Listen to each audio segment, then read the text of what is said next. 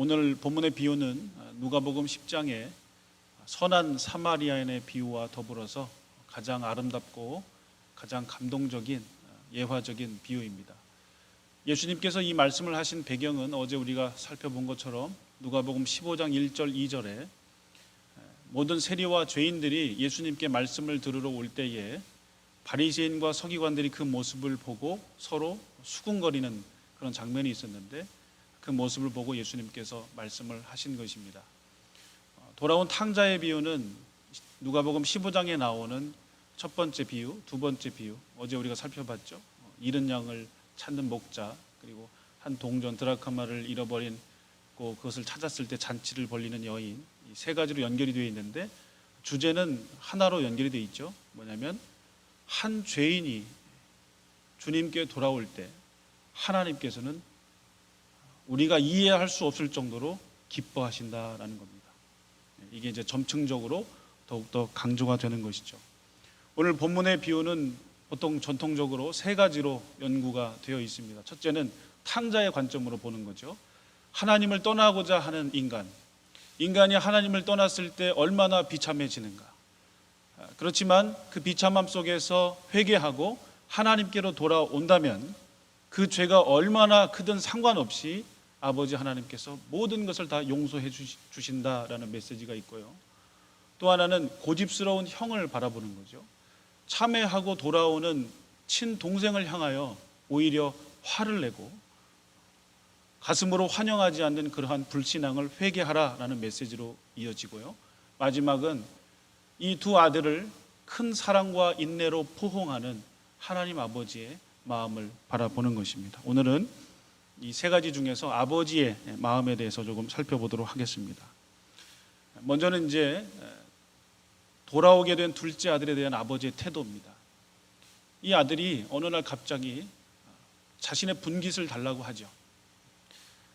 이렇게 행동했을 경우에 당시의 사회에서는 매우 불명예스러운 것이다 라고 되어 있는데요. 왜 그것을 허락했는지는 모르겠지만 아버지는 허락을 해줍니다. 이 아들은 자신의 분깃을 가지고 그것을 다 정리해서 먼 나라로 떠납니다. 오늘날로 말하면 이민을 가는 거죠.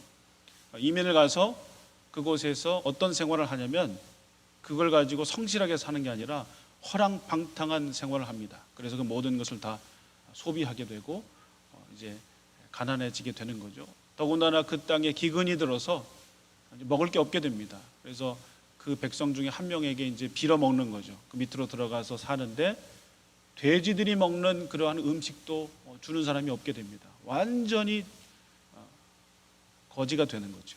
아버지의 집이 갑자기 생각이 나는 거죠. 아버지의 집에 가면 품꾼들도 이거보다는 더 풍족한데 내가 큰 죄를 지었구나. 하늘의 죄를 지었고 아버지에게도 죄를 지었구나라는 생각을 하고 아버지께로 되돌아갑니다. 자, 근데요, 본문 20절을 한번 보시면 이 아들이 돌아올 때에 이에 일어나서 아버지께로 돌아가니라. 그런데 아직도 거리가 먼데 아버지가 그를 보고 측은히 여겨 달려가 목을 안고 입을 맞춥니다. 이 부분은 어느 정도 이해는 할 수 있을 것 같아요. 저는 아들이 이렇게 돌아오는 것을 보고 측은히 여겨 달려가 목을 안고 입을 맞춥니다. 근데 이 아들이 아버지 제가 잘못했습니다. 이제 아버지의 품꾼으로 좀 살아가겠습니다 라고 얘기할 때 이 아버지가 어떤 행동을 합니까? 22절부터 나와 있죠. 제일 좋은 옷을 입히고 손에 이 가락지를 끼우고 발에 신을 씻깁니다. 이런 행동은 품꾼이 아니라 너는 내 아들이다 라고 선포를 하는 거죠. 그것뿐만 아니라 살진 송아지를 잡습니다. 그리고 동네 사람들을 모아서 잔치를 벌이게 되는 거죠. 여러분, 한번 여러분이 아버지가 되고 여러분의 아들이 지금 이런 행동을 했다고 했을 때 여러분 이렇게 하실 수 있겠습니까?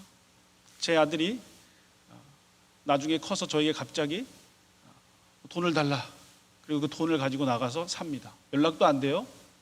몇 년을 그렇게 살다가 어느 날 갑자기 누군가 띵동 하고 배를 누르는데 문을 열고 나가 보니까 그 아들이 서 있어요. 요즘으로 좀 바꾸면 머리는 염색이 돼 있고 술, 담배 냄새가 찌들어 있고 심지어 마약으로 쪄들어 있는 아들이 지금 딱 이렇게 서 있습니다.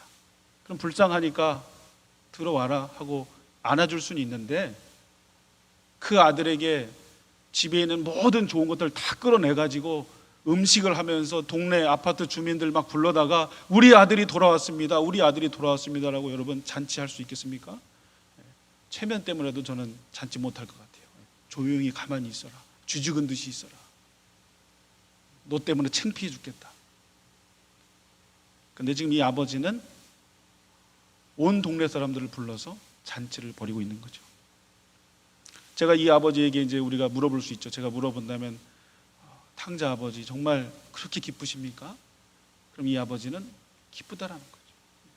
온 동네 사람들 초대해서 잔치할 정도로 나는 기쁘다. 그 다음 생각해 볼 것은 이 첫째 아들을 대하는 아버지의 마음인데요, 이 큰형은 우리가 잘 아는 대로 아버지가 이 가족의 잔치를 벌이지 않습니까? 이 가족의 잔치의 의미는 그 둘째 아들을 향한 어떠한 비판의 소리도 완전히 이제는 하지 못하게 하는 거죠. 내가 용서하였다, 이 아들은 내 아들이다라고 선포를 하는 거죠. 근데 이 큰아들은 집에 잔치가 있으니까 무슨 일이냐 물어보니까 이러이러합니다 하니까 화가 나는 거예요. 여러분 말씀을 좀 보시면 28절입니다. 그가 노하여 들어가고자 하지 않습니다. 어떤 분들은 이 부분을 보고 이 큰아들이 마치 아버지와 아들의 관계를 주종의 관계로 생각을 해서 아버지를 위해서 열심히 일함으로 내가 아들의 어떤 그런 자리를 내 스스로 만들었다, 이렇게 해석하시는 분도 있는데, 물론 그렇게 볼 수도 있는데요, 저는 이 큰형의 마음도 이해가 되죠. 저는 이해가 돼요. 이 자기 동생이 아버지의 재산을 가지고 나가가지고 먼 나라 가가지고 성실하게 살아서 성공해서 돌아온 것도 아니고 그곳에서 허랑방탕하게 이렇게 살아서 돌아오는 것만 해도 아유 참 쟤는 왜 그러냐 이럴 텐데, 그런데 그런 아들이 왔는데 이 아버지가 동네 사람 다 불러가지고 지금 잔치를 하고 있다라는 거죠. 이 큰아들이 화가 나는 거죠.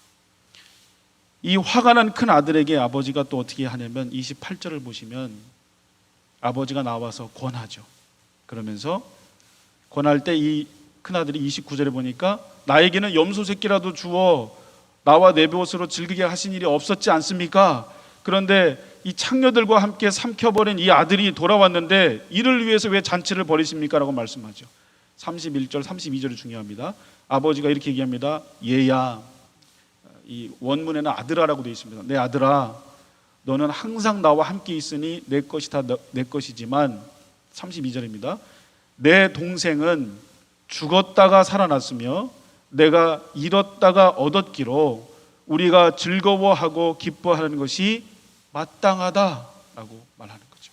네, 여러분 24절을 한번 보십시오. 24절 여기에서도 똑같은 말을 합니다. 내 아들은 죽었다가 다시 살아났으며 내가 잃었다가 다시 얻었노라 하니 그들이 뭐 한다고 돼 있어요? 즐거워한다. 종들은 즐거워하고 있는데 큰아들은 즐거워하지 않고 있어요.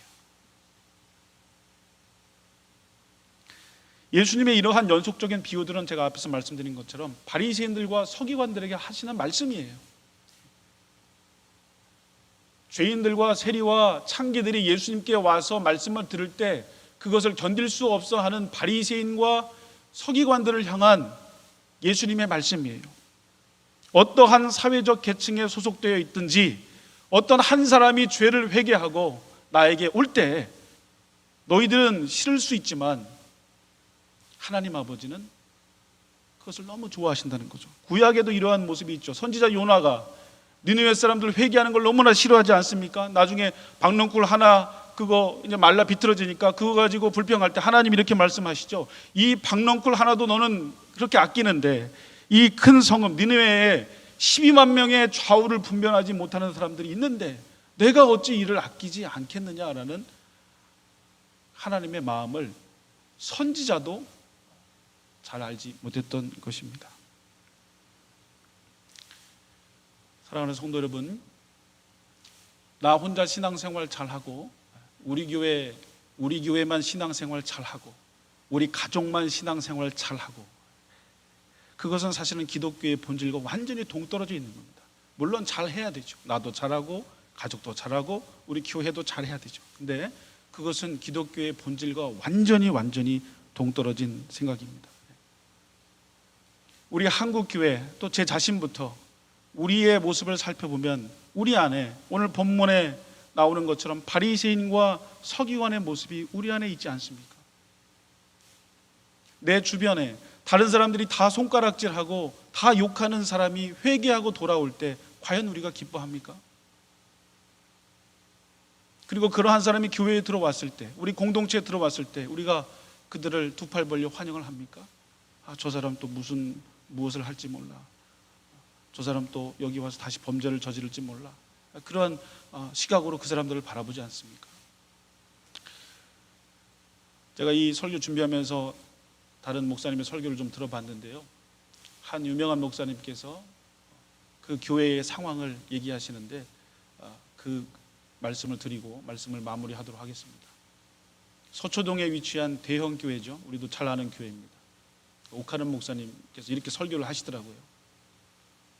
사랑의 교회에서 서초동에 있을 때 우물가 여인 선교회라는 걸 조직을 해서 서초동에는 잘 사는 사람들도 있지만 못 사는 사람도 많이 있다는 거죠. 그리고 유흥가도 많이 있다는 거예요. 그래서 그 유흥가에서 일하시는 분들을 전도하기 위해서 그 조직을 했다 그래요. 그래서 전도를 해서 그분들이 교회에 들어와서 제자 훈련도 받고 여러 가지 훈련, 사역 훈련도 받고 했다 그럽니다. 심지어 어떤 분들은 하고 있는 그러한 사업들을 다 접고 술집도 다 문을 닫고 새로운 마음으로 이제 회개를 하고 회심을 해서 교회에 들어와서 훈련을 받고 이제 적응을 해 나가는데, 그 설교를 하시던 그때쯤에는 목사님이 이렇게 얘기하세요. 단 한 명도 우리 교회에 지금 발붙인 사람이 없다라는 거예요. 한 명도. 그 이유가 뭐냐면 사람들이 겉으로는 웃으면서 안아주고 축하한다 해주지만 그 당사자들이 느끼는 거죠. 창피해서 있을 수가 없고 사람들이 나를 바라보는 그 시선이 견딜 수가 없어서 저는 이 교회 다닐 수가 없습니다. 그래서 옥 목사님에게 큰 편지를 주고 떠난 분도 있다 그래요. 근데 그 편지를 읽고 옥 목사님이 우리 교회가 잘 성장하는 교회이고 사랑의 교회이고 사랑이 많은 교회로 소문이 나 있는데 우리 교회가 어찌 사랑이 많은 교회인가, 우리 교회가 어떻게 사랑의 교회인가라고 하면서 교인들에게 호소하는 그 설교를 99년에 하신 설교를 제가 들어보았습니다. 제 자신에게 주시는 말씀으로 받아들여지더라고요. 저도 모태신호와 자랐지만 교회를 열심히 다니지 않다가 다시 회심해서 교회를 다니게 됐는데, 그때 당시에 리더로 있었던, 당시에 제가 다녔던 교회 리더로 있었던 그 형제 자매들의 그 행동은 지금 제가 목사가 된 것도 싫어하더라고요. 이해가 되십니까? 지금 제가 목사로서 이렇게 하는 것도 싫어해요. 그런 친구들이 있어요. 그러한 마음이 혹 우리 가운데 있으면 우리는 그걸 잘라내야 됩니다. 저도 이제 기존 그 교회에 들어와서 목회자로서 사역을 하다 보니까 그런 마음이 들 때가 있어요. 그런데 잘라내야 됩니다. 왜냐하면 하나님께서는 그걸 가장 싫어하시고, 하나님은 우리가 회개하는 것도 기뻐하시지만 정말 죄인들, 사람들이 손가락하는 사람들, 쳐다보지 않는 사람들이 회개할 때 하나님이 가장 기뻐하신다는 거죠.